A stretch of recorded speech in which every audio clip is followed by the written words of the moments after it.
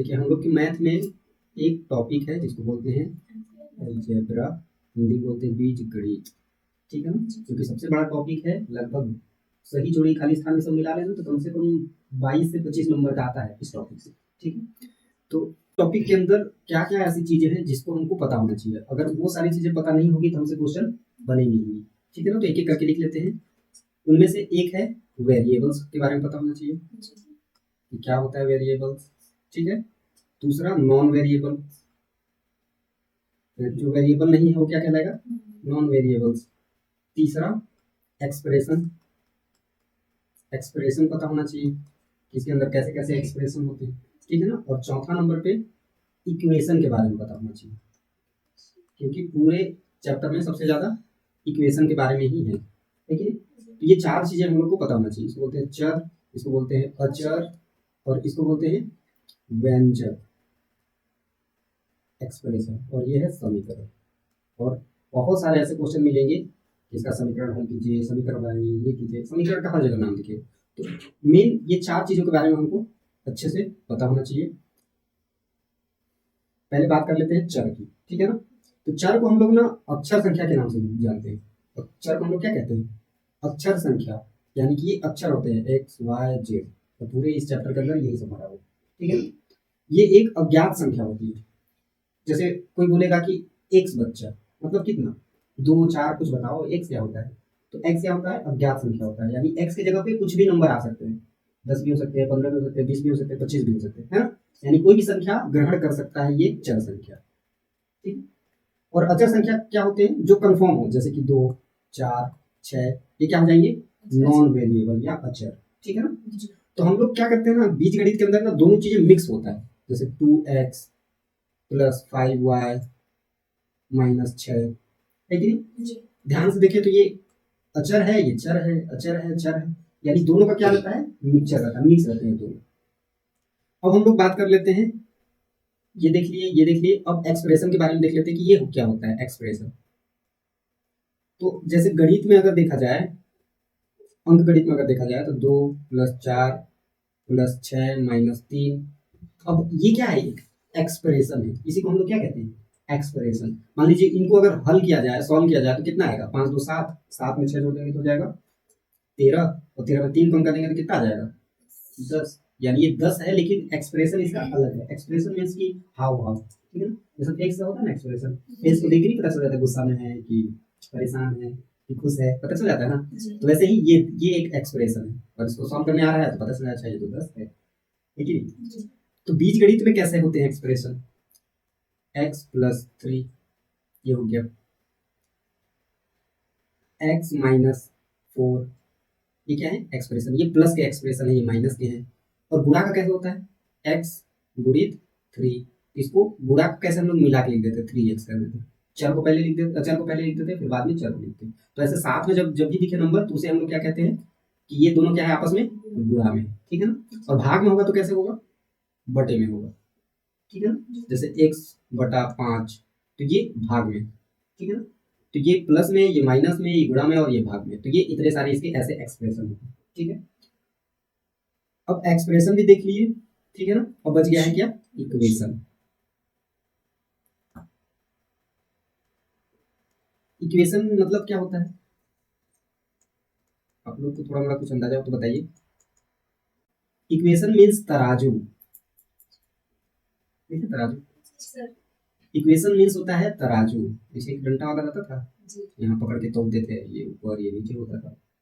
तो इक्वेशन ना एक तराजू ही है, समझिए, जो समानता के नियम पे काम करता है, बराबरी के नियम पे काम करता है। इधर वाले को बोलते हैं राइट हैंड, राइट है left hand, left hand side, ये हो जाएगा आपका लेफ्ट हैंड साइड, और इधर हो जाएगा आपका राइट हैंड साइड। तराजू में भी 2 साइड होते हैं ना, और दोनों को क्या देखा जाता है कि ये बराबर है कि नहीं। जैसे इधर आधा किलो शक्कर तोले तो इधर मटका आधा किलो डालना पड़ेगा, तो जाके बराबर होगा, उधर मान लो आधा किलो हो जाए, ठीक है ना। तो इक्वेशन मीन्स की तराजू, जिसमें लेफ्ट हैंड साइड और राइट हैंड साइड दोनों क्या हो, बराबर हो, ठीक है। अब इक्वेशन का ना एक रूल ये है, चिन्हों का रूल। जैसे ये है आपका लेफ्ट हैंड साइड और ये है आपका राइट हैंड साइड, ठीक है ना। और ये दोनों बराबर होते हैं। मान लीजिए इधर कुछ प्लस का है, जैसे प्लस का 5 है, ठीक। तो इधर जब ये आएगा लेफ्ट हैंड साइड से जब राइट हैंड साइड पे आएगा तो ये चेन क्या हो जाता है, चेंज हो जाता है, माइनस का बन जाता है। और इधर अगर कोई माइनस का है तो इधर आके हो जाएगा प्लस का। इधर अगर कोई भाग में है, गुणा में है, मान लो गुणा में कैसे रहते हैं, बीजगणित में गुणा में कैसे रहेगा, मान लो इधर 3x है ना, तो ये दोनों आपस में क्या में है, गुणा में है। तो जब ये इस साइड पे आएगा, मान लो इधर पहले से कुछ भी नहीं है, मान लो एक ही है, कुछ नहीं है तो एक, कुछ नहीं रहता तो जीरो रहता है। मान लो इधर एक है, जब इधर ये आएगा तो ये क्या बन जाएगा, भाग बन जाएगा, ठीक है ना।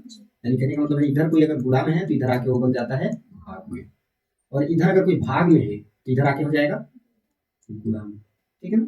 तो ये रूल्स एकदम अच्छे से कंफर्म एकदम पता होना चाहिए कि मैं जब भी इक्वेशन से इधर आर पार करना ही पड़ता है, क्योंकि एक्स का मान या वाई का मान जब भी हम लोग निकालेंगे तो इक्वेशन सॉल्व करना ही पड़ेगा, और इक्वेशन इसी तरीके से सॉल्व होगा, ठीक है ना।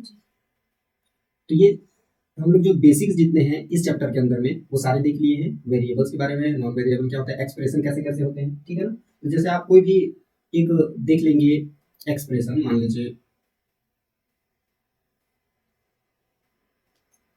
2x plus 3x 2x square plus 3x minus 4, तो क्या है ये एक्सप्रेशन है, या इसको बोल सकते हैं हम लोग हाँ एक्सप्रेशन ही है ना। लेकिन जब हम अगर किसी भी एक्सप्रेशन को हम लोग क्या कर सकते हैं, इक्वेशन में बदल सकते हैं, कैसे, बस दो साइड बना देंगे, इधर कुछ नहीं है तो क्या डाल देंगे, जीरो, तो ये क्या बन गया, एक समीकरण, है कि नहीं।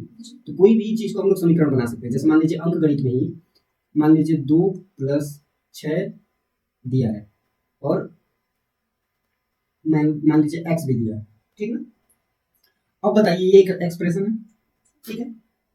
अगर मान लीजिए मेरे को इक्वेशन बनाना है तो क्या करूंगा, दो साइड बना दूंगा, राइट हैंड लेफ्ट हैंड। अब क्या करूंगा, इधर से उधर भेज के इक्वेशन को सॉल्व करेंगे। तो मान लीजिए सबसे पहले किसको भेजते हैं, मान लीजिए इसको भेजते हैं, 6 को भेजते हैं, तो ये माइनस का x यही रहेगा और ये प्लस का 2 हो जाएगा, और इधर जब आएगा 6 तो बताइए इधर प्लस का इधर आके क्या हो जाएगा, माइनस का 6 हो जाएगा, ठीक है ना। अब भेजने की बारी किसकी है, 2 की, तो इधर ये माइनस का x रहेगा, 2 जब उधर जाएगा तो वो क्या हो जाएगा, माइनस का 6 पहले से इधर है, ये जब आएगा तो ये भी माइनस का 2 हो जाएगा। अब ये दोनों माइनस माइनस के हैं तो आपस में जुड़ जाएंगे, माइनस माइनस क्या हो जाएंगे, जुड़ जाएंगे, और माइनस का 8 हो जाएंगे, और इधर ये माइनस का x। अब ये वाले माइनस ये वाला माइनस कैंसिल हो जाएगा और x बराबर आ जाएगा 8। तो ऐसे करके हम लोग x का मान निकाल सकते हैं समीकरण की मदद से, ठीक है। तो समीकरण बनाना, कोई भी एक्सप्रेशन को अगर समीकरण बनाना होता है तो क्या करते हैं, दो साइड बस देखना रहता है, एक लेफ्ट हैंड साइड एक राइट हैंड साइड। अगर मान लो एक ही साइड है तो इधर जीरो लगा के दो साइड बना लेते हैं, ठीक है। सारे जितने जो बेसिक्स है, क्योंकि अलजेब्रा के अंदर यही सारी चीजें आप लोग को देखने को मिलेगा ही मिलेगा। और एक चीज जो सबसे इंपॉर्टेंट है इसके अंदर, इंटीजर्स का ध्यान रखना। इंटीजर्स जानते हैं, इंटीजर्स, इंटीजर्स माइनस प्लस की दुनिया है ना। जैसे ये जीरो है, जीरो से इधर की जो दुनिया है 1 2 3 कहाँ तक, अनंत तक, तो ये सारे कहलाते हैं पॉजिटिव साइड, और इधर वाला कहलाता है नेगेटिव साइड। तो इनके बीच का रिलेशन ही क्या कहलाता है, इंटीजर्स। तो एक बार उसके बारे में भी डिस्कस कर लेते हैं, ठीक है।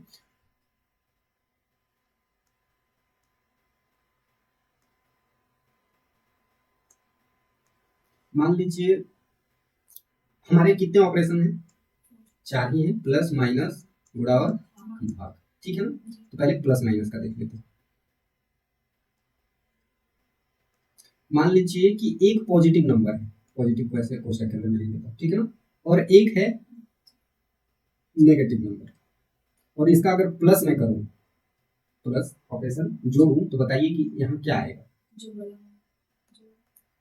जो संख्या क्या होगा, बड़ा होगा, यानी प्लस भी आ सकता है और माइनस भी। अगर यहाँ मान लो प्लस की संख्या बड़ी है तो आएगा आंसर प्लस, अगर माइनस की संख्या बड़ी है तो आंसर आएगा माइनस। लेकिन ये दोनों आपस में क्या हो जाएंगे, माइनस होंगे, है ना, क्योंकि जब भी अपोजिट जब भी होते हैं दो चेन, एक नेगेटिव है एक पॉजिटिव है, तो आपस में घट जाएंगे आपस में, है ना। मान लीजिए सेम कंडीशन यही रहता, एक पॉजिटिव नंबर है और दूसरा नेगेटिव नंबर है, और उसका अगर मैं माइनस करूं तो बताइए क्या आता, क्या आएगा आंसर बताइए, बताइए। देखिए एक है पॉजिटिव का और दूसरा है नेगेटिव का, और इनका क्या हो रहा है माइनस। और जब भी ऐसा सिचुएशन हो, माइनस पे एकदम ध्यान दीजिएगा कि कोई भी कोष्टक के बाहर अगर माइनस चिन्ह है ना, तो अंदर वाले जो भी संख्या रहता है उसको बदल देता है। अगर माइनस का है तो ये जब बाहर आएगा तो बन के आएगा प्लस का, अगर अंदर प्लस का रहता तो बाहर आता तो माइनस का, तो ये चेंज कर देता। माइनस के चिन्ह में पावर रहता है कि अपने सामने वाले जो भी कोष्टक के अंदर में संख्या है ना, पॉजिटिव है तो उसको नेगेटिव बना देगा और नेगेटिव है तो उसको पॉजिटिव बना देगा। तो यहाँ आंसर आएगा प्लस का, तो इसको बदल देगा, ये प्लस हो जाएगा। प्लस प्लस का आंसर क्या आता है? प्लस ही आता है। मान लीजिए एक दूसरा पहला नेगेटिव है और दूसरा भी नेगेटिव है, उसका अगर मैं प्लस करूँ तो बताइए आंसर क्या आएगा? जब भी प्लस चिन्ह किसी कोष्टक के, मान लीजिए यहाँ ये प्लस का चिन्ह रहता है तो इस पर कोई प्रभाव नहीं डालता है, ये पावर सिर्फ माइनस के पास होता है, तो ये इसको तो चेंज ही नहीं कर पाएगा, तो ये तो प्लस का प्लस ही रहेगा, ये माइनस का माइनस ही रहेगा। और दोनों जब भी अपोजिट टीम रहते हैं, अपोजिट रहते हैं तो आपस में घट ही जाते हैं, है कि नहीं? लेकिन इसमें देखेंगे तो दोनों अपोजिट है क्या, एक ही दुनिया के हैं, तो आपस में क्या हो जाएंगे? जुड़ जाएंगे और आंसर आएगा माइनस का ही। है बात समझ में? तो प्लस कोई फर्क नहीं करता। मान लीजिए यहाँ ये नेगेटिव का ही है और दूसरा भी नेगेटिव है और उसका अगर मैं माइनस कर रहा हूँ तो बताइए क्या आंसर आएगा? क्या आएगा? दोनों प्लस भी आ सकता है और माइनस भी। अब बोलेंगे कैसे? तो ये वाला चिन्ह इसको बदल देगा, जब बाहर आएगा तो ये प्लस का आएगा, और ये ऊपर अपने पीछे वाले को थोड़ी बदलता है, ये तो माइनस है ये प्लस है, और जब भी माइनस प्लस रहते हैं तो बड़ा छोटा देखा जाता है, कौन बड़ा है? जब बड़ा अगर माइनस का रहेगा तो माइनस आंसर आएगा, और बड़ा प्लस का रहेगा तो प्लस आंसर आएगा। ठीक है ना? अब क्या बच गया? प्लस प्लस प्लस, एक प्लस का है दूसरा भी प्लस का है, और अगर इसको प्लस करें तो क्या आएगा? प्लस ही आएगा। और इसी बात देखिए दुनिया की, मान लो ये प्लस का है और ये भी, मतलब ये पॉजिटिव है ये भी पॉजिटिव है, अगर इसका मैं माइनस करूँ तो बताइए क्या आंसर आएगा? बताइए, पहला पॉजिटिव दूसरा पॉजिटिव, लेकिन इसका हम लोग क्या करें? माइनस कर रहे हैं।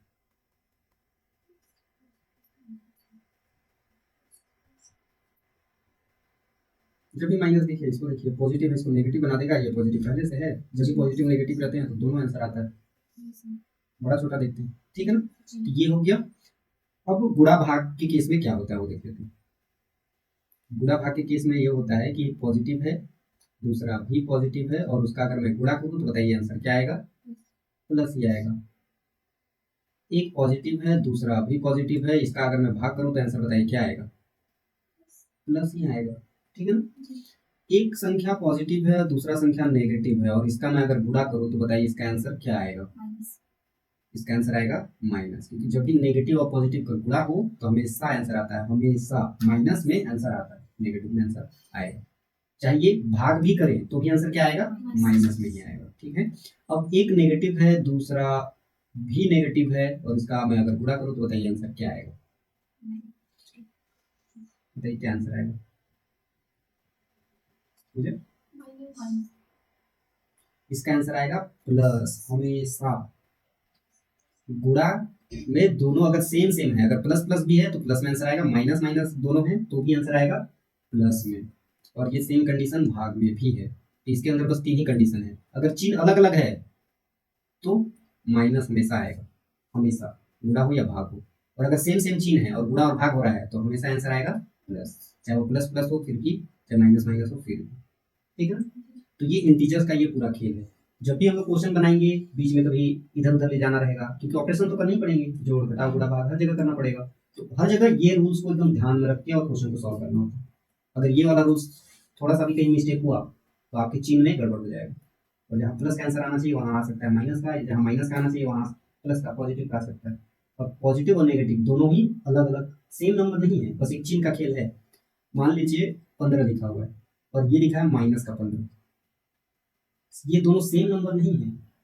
ये सोचिए जीरो से ऊपर, यानी कि ये समझिए कि आपके पास 15 रुपए हैं। कितने रुपए हैं? 15 रुपए हैं, और इसका मतलब है कि आपके पास 0 रुपए हैं लेकिन आपको 15 रुपए देने हैं। आई बात समझ में? आपके पास एक भी पैसा नहीं है लेकिन आपको पैसा देना है, और वो खड़ा है दो, ऐसा है।